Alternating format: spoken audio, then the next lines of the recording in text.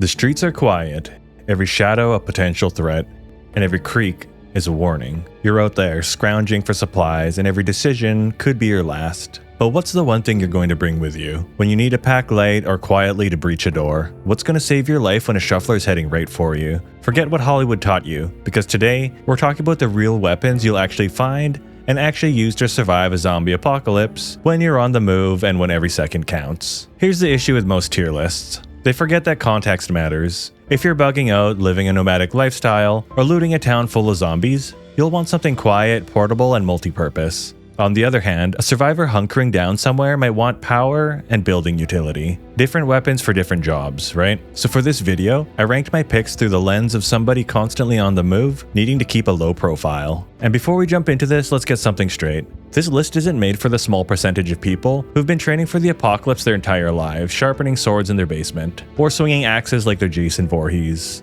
This is for the average person, the kind of person who's never split firewood, never sharpened a blade, and probably hasn't hit anything harder than their desk after losing a 1v1 in a video game. If you're thinking, oh, but I could swing a katana like a pro, congratulations. You're part of the minority, my friend. Most people aren't walking into the apocalypse like Michonne from The Walking Dead, or someone with survival skills, perfect cardio, and biceps carved of granite. So before anyone gets mad about their favorite weapon not being in the top of the list, remember, most people aren't experts. So your weapon might not fit the criteria I used for the video. Now, does that mean this list is useless for you? Of course not. It's just more accessible for the majority of people. In an apocalypse, for the average person, simplicity matters. Alright, now with all that yapping out of the way, let's begin, shall we? Kicking things off at 7th place, we have the trusty steel pipe. This is a no-nonsense weapon that just works. You can find one almost anywhere. It's easy to carry and it sits quiet in your hand or your backpack. When it connects, you get a dull thud instead of a dinner bell. In tight rooms, it swings in short arcs, so if you miss, you're back on target fast. But of course, that depends on the length of the pipe you go with. While a longer pipe offers enough length to keep you just outside of grab range, that extra reach can slightly hurt your recovery speed on a missed swing. Best of all though, no sharpening and no real maintenance. Just a simple, no-drama weapon. Its main drawbacks are limited utility, but for its sheer availability, quiet efficiency, ease of control, and its ability to pass the kill test for regular people who just need something that works, it earns a spot at the bottom of the list. At 6th place, we have a short sledgehammer. Think of this as a pocket wrecking ball. Small handle, heavy head, big results. And it hits a lot harder than a regular hammer. And it works well in tight spaces without long windups. If you miss, you can recover fast and swing again. It's also quiet enough on impact and doesn't care about being maintained. You can find one in any hardware store under names like engineering hammer or drilling hammer. Toss it in a pack or clip it to a belt, and it stays out of your way till you need it. It helps outside of combat too, not just for full-on demolition jobs. Hard hits on solid doors are loud, so save it for short control jobs like loosening a sticky frame or knocking a flimsy latch. The short sledgehammer gets 6th place because its heavier head ends fights in fewer hits, with less than perfect aim, make it slightly more ideal than something like a steel pipe while still providing a bit of utility.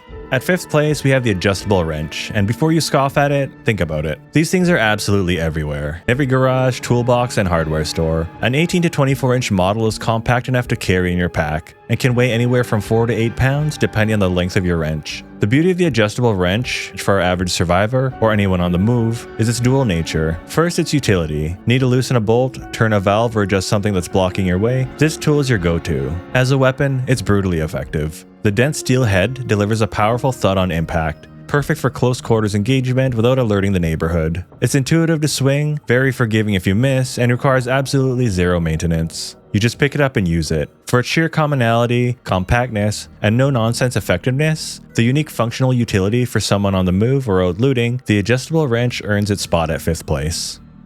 Alright guys, before we move to the next item on the list, I want to address something. My videos tend to cover where to survive, not how to survive. If the world ever did fall apart and humanity had to start over, where would you even begin? That's a question today's sponsor answers, with their book called The Ultimate Guide to Rebuilding Civilization. It's an art book encyclopedia that's as beautiful to look at as it is informative, and every page is hand illustrated and packed with knowledge on how to rebuild the world from scratch. It covers everything from agriculture, engineering, survival, art, and community building. It's all there, presented like a fusion between science and storytelling. What surprised me the most isn't just the information, but the craftsmanship. Every copy is entirely handcrafted. No AI, just real artists and writers spending years to create something that feels alive. They even have Easter eggs and layered details throughout the book, which makes it as fun to explore as it is to read.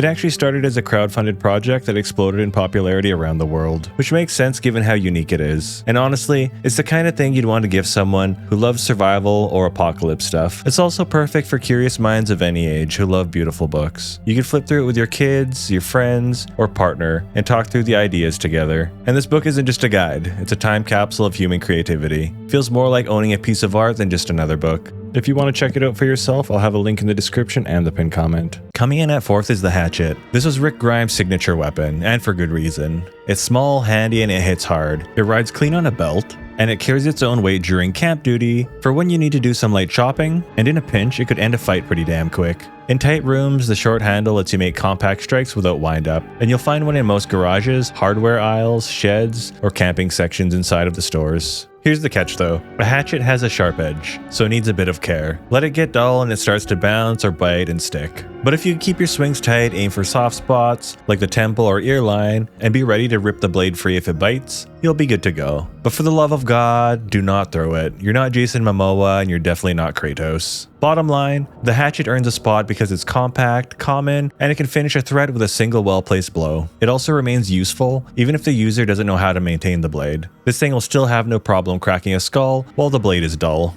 At 3rd place, we have a heavy-duty pry bar. This is essentially the crowbar's more compact, equally rugged cousin. You'll find these beasts anywhere you find construction tools. If you're out looting, this thing is pure gold. It's significantly more portable than a full-size crowbar, typically running at 18 to 24 inches. Make it easy to strap to a pack or even wield in one hand. Its primary function is leverage, allowing you to pry open stubborn doors, lift heavy objects, and pull nails from boards. This dedicated breaching capability, without the risk of an edge getting stuck or needing sharpening, is invaluable for maintaining a low profile. As a weapon, it's a solid piece of steel that delivers devastating blunt force, and it's easy enough to swing for just about anyone. The heavy-duty pry bar earns its place here because it offers exceptional utility for quiet breaching and prying, coupled with reliable blunt force combat, all in a package that's easy for the average person to carry and use effectively.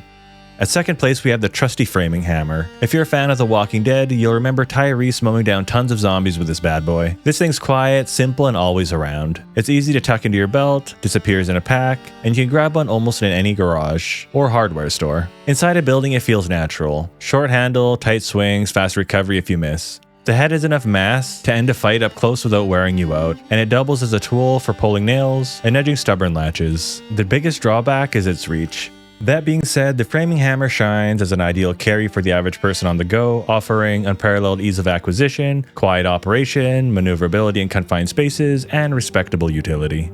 Coming in at number 1 is the trusty crowbar. It was a fan favorite in the poll I put up a few days ago on YouTube, and even Max Brooks praised it in the Zombie Survival Guide. A lot of people can agree on this multi-purpose tool, and for good reason. This thing will get you into places without alarming the entire neighborhood. You can pop latches, lift grates, crack cheap locks. It has nothing to sharpen, and no possibility of a breakage happening to the handle to worry about. And then if things go bad, use that same crowbar to cave in a few heads. And it's easy enough to carry depending on the length and weight of the crowbar you decide to go with. Crowbars typically range from 12 to 36 inches. However, for our purposes, anything under 24 inches might lack the reach or leverage you'll need, while anything over 30 inches starts to become cumbersome while on the move. The sweet spot for portability and effective use in both combat and utility is usually between 24 to 30 inches. Of course, what feels just right can vary depending on how you're built. Longer bars will hit harder and pry better, but the extra length is always a risk of getting caught on something, and the extra weight adds up. If you ever come across a titanium bar, you'll have an important choice to make.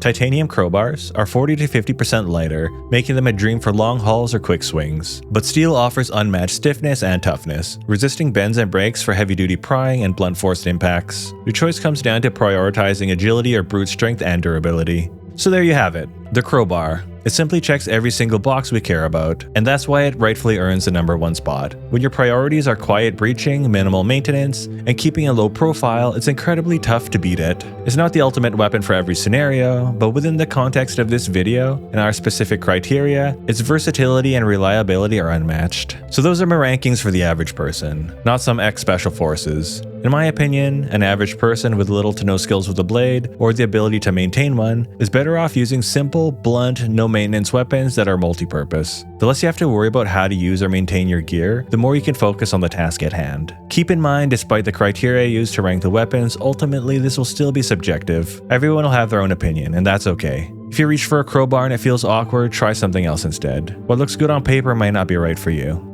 Alright guys, if you made it to the end, I appreciate you very much, and don't forget I have the Discord server, and if you're not into that, I have the gaming channel I'm trying to reboot. I would absolutely love an excuse to start playing video games again. So, if you want to go over and sub to that, I'd greatly appreciate it. And a big thank you to all my members on YouTube and on Patreon, as well as my subscribers. I appreciate all of you guys. You're the ones that make this possible. And if you haven't seen this yet, YouTube thinks you'll like this video, and if you've already seen it, I've got a whole playlist of a lot more just like it. Till next time, guys. Cheers.